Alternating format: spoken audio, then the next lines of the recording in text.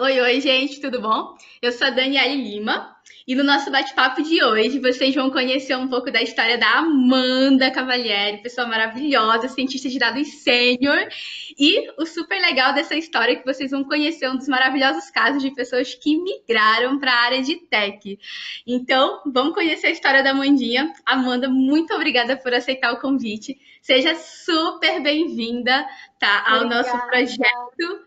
E é um prazer ter você aqui conosco. É um prazer é meu estar aqui falando com você, contar um pouquinho da minha trajetória meio vida louca. Fico super feliz de estar aqui falando com você. Ah, o prazer é todo nosso. Então vamos lá, Amandinha.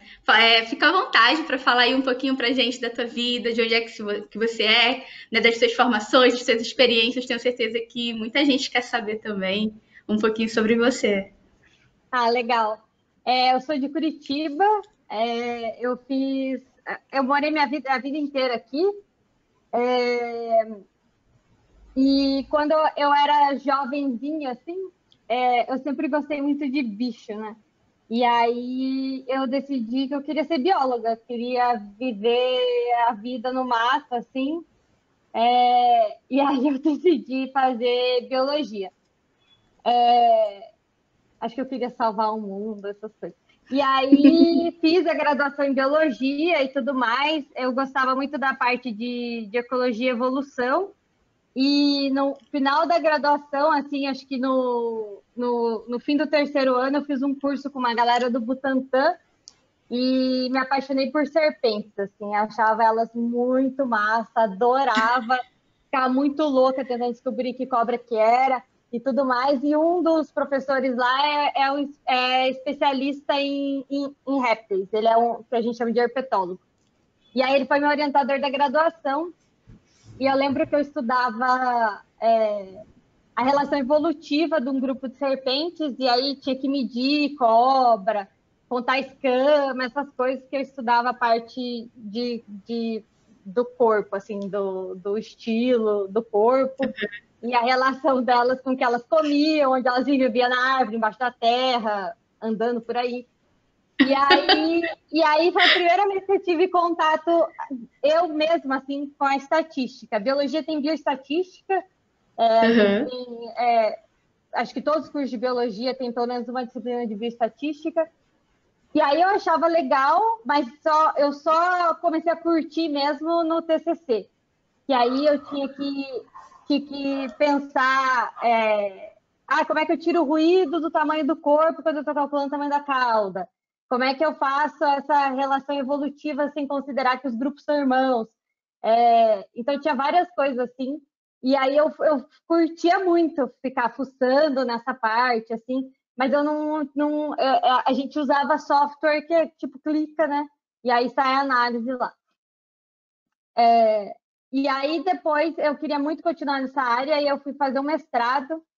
E aí eu mudei para São Paulo, eu fiz o mestrado no IB da USP e também com um herpetólogo, um professor de ecologia da USP. E aí no mestrado eu estudei como que as diferentes espécies de serpentes estão distribuídas nos trópicos, com relação à linhagem delas, à evolução dos grupos.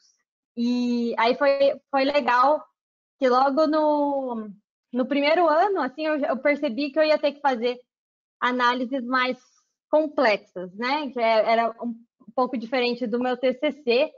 E aí eu, lendo a literatura, eu descobri que todo mundo fazia análise num negócio que se chamava R. O que será que é isso, né? R, eu vi que tinha uma disciplina na ecologia de R. O que é isso? Será que é tipo aquele K, que é a capacidade de carga do ambiente? É uma coisa de ecologia que eu não conheço? Fiquei super perdido. E aí eu descobri que era uma linguagem de programação para fazer análise estatística. E eu comecei a aprender, no meu laboratório ninguém sabia, e aí eu comecei a aprender sozinha, porque eu tinha que começar a fazer as análises. Então foi bem assustador abrir assim, só tá o cursorzinho esperando, não tinha Foi um o primeiro botão. contato, né? E aí eu fui fuçando, copiando código, e no segundo ano do mestrado eu fui fazer essa disciplina de R. E aí eu aprendi a fazer muito mais coisa, entendi a linguagem, e para mim, assim, era um videogame. Eu tomava erro, eu queria arrumar, eu queria que aquele ponto ficasse naquele lugar no gráfico, com aquela cor, daquele jeito. E eu adorava, eu ficava horas e horas só fazendo isso no R, assim. Eu tinha que viajar para um lugar no Brasil, para museu, para poder medir as cobras, que era a mesma técnica, então a gente media o corpo, para várias medidas. E fora coisa de campo, de caça-cobra no mato à noite, Super que era puxada corajosa. do laboratório. E, e aí eu adorava. De tudo que eu fazia, eu gostava de ficar sentada mexendo no R. E aí depois eu fui monitora dessa disciplina de R lá na USP, e foi muito, muito, muito legal, assim, eu adorei, eu amei, só que na época eu não sabia que existia data science, não sabia que existia esse rolê todo na indústria, assim. E, e eu achava que a única coisa que eu podia seguir, já que eu já tinha feito um mestrado com cobra, era seguir na carreira acadêmica, né? E aí eu decidi continuar, mas eu queria ter experiência fora do Brasil. E aí eu apliquei para doutorado nos Estados Unidos. Aí eu fui aceita em uma universidade, mas tá bom, né? Meu, Só precisava ver arrasou. mesmo. E aí eu queria mudar um pouco o que eu estava estudando. Então eu comecei a estudar, eu queria estudar a evolução mais real time, né? Porque a evolução que a gente estuda no colégio, a gente vê a evolução que demora, sei lá, milhões de anos para acontecer, e estava muito na moda feedback evolutivo, assim, que as coisas vão evoluindo mais rapidamente. E aí eu queria estudar isso. E aí eu fui, nessa universidade que eu fui aceita, foi a Universidade da Califórnia, em San Diego. Aí quando eu mudei para lá, me deram estudar peixe, que é parecido com, assim, é mais, parecido, mais perto dos répteis, né? E é um bicho que é mais fácil estudar essa relação evolutiva mais rápido, né? Essa evolução em um tempo mais curto, porque eles têm um ciclo de vida, né? As gerações têm um ciclo de vida menor do que uma cobra que vive, sei lá, 5, 10 anos. E aí né, quando eu cheguei lá, eu ia estudar uma espécie de peixe, mas estava em extinção, e aí a gente não conseguia permissão para estudar, e meu orientador deu a sugestão de eu estudar plâncton. E aí eu resolvi, beleza, né? Já está tudo perdido com os peixes, vamos com o plâncton mesmo. E deu, assim, do que eu queria estudar era perfeito, porque o plâncton que eu estudei, elas se chamam Daphnia, e elas têm no mundo inteiro, assim, e eu estudei elas nos lagos da Califórnia. Então a gente ia todo verão para Yosemite, ficava lá, fomos um verão para o Parque das Sequoias também, ficava lá carregando um monte de peso montanha acima e água montanha abaixo, filtrando, mantendo os bichos vivos. Ficava 3 meses assim, depois voltava para o laboratório e aí eu rodava experimento. E aí da parte estatística, voltando, eu tinha muita coisa que eu comecei a explorar, porque a gente, no laboratório a gente estudava mudanças climáticas e evolução, né? E eu estava juntando essas duas coisas. E aí a gente tinha muitas variáveis ambientais, aí eu acabei aprendendo a modelar, a fazer seleção de modelo. Eu fazia muito experimento, que a minha tese inteira é só experimento, e aí tinha muitos parâmetros do experimento que eu tinha que pensar, onde que eu vou aleatorizar. É um experimento, tipo, botar uma unidade dentro da outra, como é que o modelo vai considerar isso, esse efeito nested, né? Um dentro do outro. E aí eu fui aprendendo essas coisas e eu ainda gostava mais de mexer no R do que ir pro mato, catar plâncton, ficar botando plâncton no potinho, essas coisas todas. E aí eu cheguei a dar aula pro povo lá chamava Ecolab, e aí eles tinham que fazer análise em R, e eu, em vez de ficar ensinando as coisas de ecologia, eu ficava ensinando o povo a mexer em R. E aí, na metade do doutorado, eu já estava cansada, assim, eu não queria mais a carreira acadêmica, eu tinha decidido que ia terminar o doutorado, mas eu ia tentar uma carreira na indústria. E aí a pós-doc do laboratório falou: ah, tem um monte de gente que fez doutorado comigo no Canadá e tudo mais, que está indo para Data Science. E aí que eu descobri a Data Science, descobri que tinha um mundo e que eu podia ficar só mexendo no R. E aí, e aí eu fui estudando, conforme eu fui terminando a tese, eu fui fazendo curso de Python, curso online, assim, de algoritmo, de machine learning, essas coisas assim. E aí eu estava decidida que eu queria ir para essa área. E aí, no fim do doutorado, eu fui para um congresso de estudantes brasileiros no exterior e a Log estava lá. E aí eu conheci a Log lá e aí quando eu voltei para o Brasil, eu fui para São Paulo, depois que terminei o doutorado, para começar a trabalhar já na Log. E o legal é que o primeiro projeto que eu peguei na Log era um experimento. E eu fiquei minha cabeça assim, porque eu falei, nossa, a gente vai fazer um experimento? Eu não acredito. Que E massa! aí, e aí eu fui desenhando o experimento e a galera foi me ensinando, né? Porque, assim, no que eu fazia no doutorado, eu colocava cada plâncton num potinho, beleza, né? Agora, aqui na vida real, a galera se fala, estraga o desenho que você tinha feito, experimento. Então, não dava para pôr cada um num potinho. E aí tem um monte de coisa, assim, que eu fui aprendendo, mas eu achei muito legal, assim, que eu consegui, que eu achava que muita coisa que eu tinha aprendido no doutorado eu não ia conseguir usar. E, na verdade, muito do que eu faço hoje é muito do que eu aprendi no doutorado, que é fazer Doutorado. experimentos.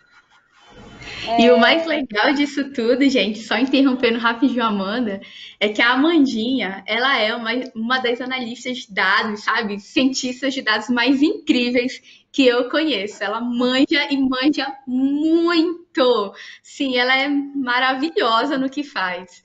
E é uma pessoa super dedicada, esforçada, inteligente, sabe do que faz, entende muito bem e faz análises muito maravilhosas.